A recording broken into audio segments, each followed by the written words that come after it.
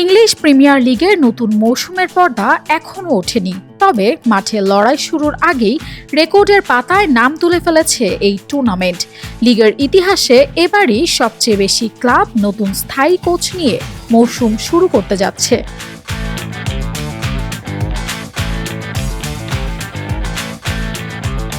দু 2026-27 মৌসুমে প্রিমিয়ার লিগে মোট 9টি ক্লাবে দেখা যাবে নতুন কোচ। লিগের উদ্বোধনী সপ্তাহে একসঙ্গে এতগুলো দলের ডাগ আউটে নতুন কোচ থাকার ঘটনা এর আগে কখনো দেখা যায়নি।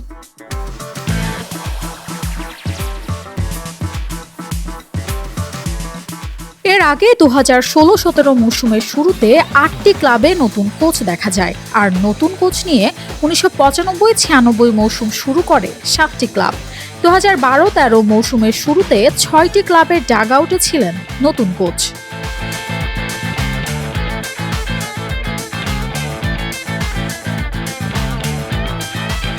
এবার লিভারপুল থেকে শুরু করে ম্যানচেস্টার সিটি, নিউক্যাসল ইউনাইটেড থেকে চেলসি, প্রিমিয়ার লিগের প্রায় অর্ধেক ক্লাবই লেগেছে কোচ পরিবর্তনের হাওয়া। এত বড় রদবদলে নতুন মৌসুম শুরুর আগেই আমূল বদলে গেছে লিগের কোচিং চিত্র।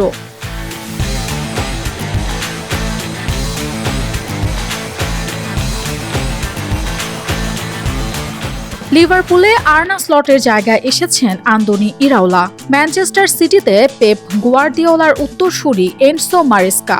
চেলসির নতুন কোচ শাবি আলোনসো, বোর্নমাউথে মার্কো রুস।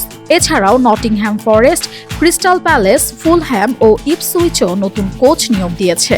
আর নিউক্যাসলের ডাগ আউটে যোগ দিতে যাচ্ছেন মাটিয়াস সিয়াইসলে। আর্সেনাল ও কেভেন্ট্রি সিটির বিপক্ষে ম্যাচ দিয়ে আগামী 21 আগস্ট প্রিমিয়ার লিগের নতুন মৌসুম শুরু হবে।